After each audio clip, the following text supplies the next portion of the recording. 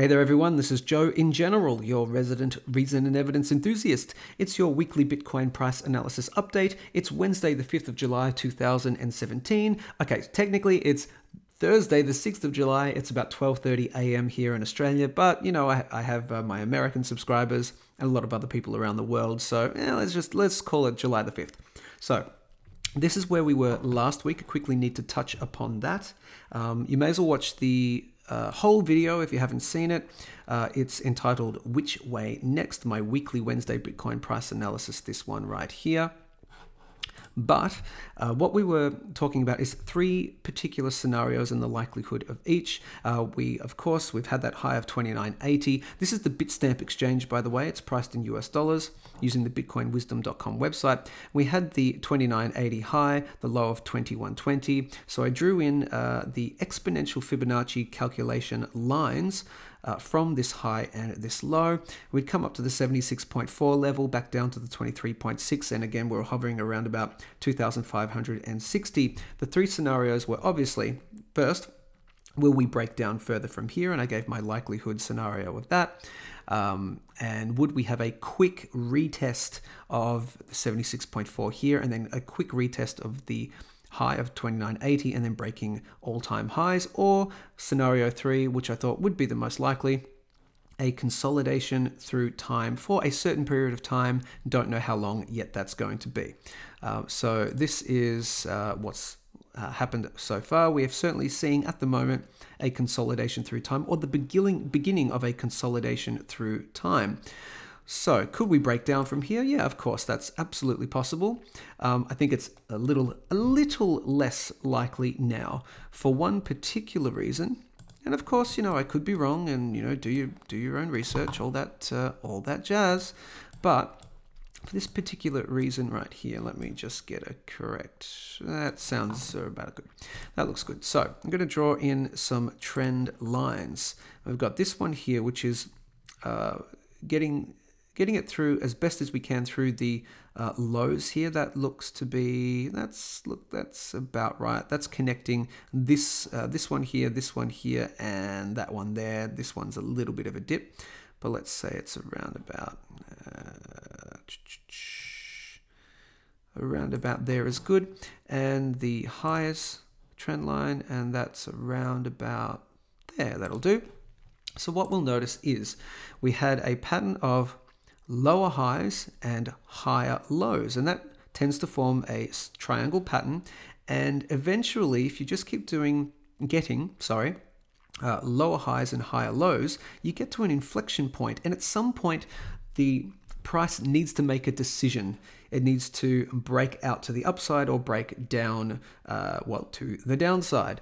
And luckily, we have broken to the upside, and that's what tells me at this stage that it is getting less likely now that we're going to see a retest of the 21.20 low, because we have broken up through this side of the triangle. And then, as you can see, we actually almost touched the top end of the trend channel. Let me go back here onto the 3-day. I've got a lot of lines here. It's starting to get a little confusing. This line right here, you can see that's a long-term trend line drawn in there. And we did almost, I'll punch in maybe to the 6 hour, we did almost hit there, but then we did come back down, and we didn't break through this line here. So, and we're, you know, hovering above it at the moment.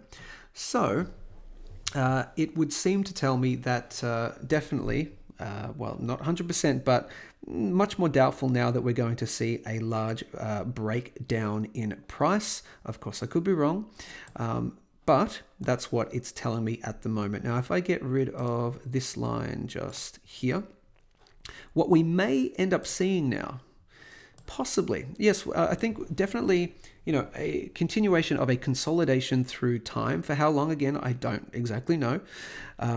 But now that we have, you know, this trend line really established. I mean, we had it started to be established here, 1, 2, 3 hits here, and then we came up to here, and then another retest, and it was bang on that line. Look at that, right on it. Could we see now a pattern of higher highs and higher lows. Will we see, let me punch in maybe to the 4 hour, will we see this trend line continue and a consolidation through time, but just little highs and little lows, maybe just coming back to this trend line here? That's a possibility. Or of course, we could just continue you're sort of touching on these Fibonacci lines. So maybe this line may come out of play at some point. Let me get rid of it there to give you an indication. Maybe we'll just continue to see maybe, you know, an eventual retest of this top end of this trend line here, top end of this trend channel here, and then maybe just hitting sort of the key Fibonacci points and maybe just breaking through, trying to break through eventually. But again, a consolidation through time. Maybe that's the most likely scenario, but again, I think we can definitely rule out now, although again, it's not 100%, but I'm pretty darn certain we can rule out any test of 2120, and I think we can rule out for now a really quick retest of the old high. So I'm going to continue my statement of a consolidation through time with now a bias to potentially continue with higher lows. So it looks like, you know, we might be slowly creeping up eventually to the all-time high. A little bit down the track could be, you know, maybe towards the end of July, roughly, where we might start seeing, you know, close to new highs. Could be before, of course. And on the long-term time frame, of course, I've got that call of around about between 4,000 to 4,100, again based on the Bitstamp exchange price in US dollars, of course. The exact price, not that it'll ever get to the exact price, but the exact price is 4,083, and that's based on the key Fibonacci levels of this very old high now of 1163 and this low of 152.40. And when you do the exponential Fibonacci calculation, the 1.618 level is at exactly 4,083, but we can call it, you know, between 4,000 to 4,100 roughly. That's where I think we're going to go to next before, you know, we may see another retracement. So as always, if you'd like to stay updated with the weekly Wednesday Bitcoin price analysis, hit the subscribe button. I have been recently talking about ICO's initial coin offerings. Check out this video here.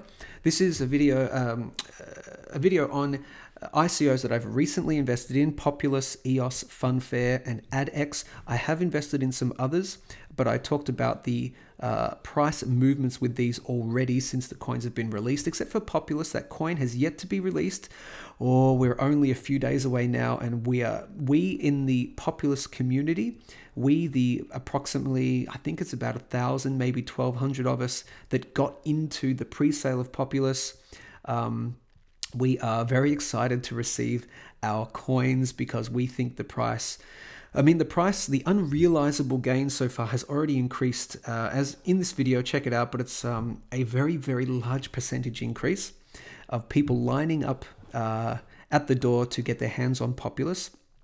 But we think when it gets released on Sunday, July the 9th, the tokens, and when it goes to the Ether Delta exchange, we think the price is going to have a much larger pop, potentially. And I talked about the large price gains in all the others. And I mentioned ADX as well. That had a little bit of, not much of a large pop, but I talked about that as well. My little gripe about ADX and a particular exchange that's currently listed on that is not accepting deposits. Had a bit of a gripe about that. Anyway, check out that video, and I will be doing more videos on upcoming initial coin offerings that you may consider getting into, and some of the ones that I will be getting into myself.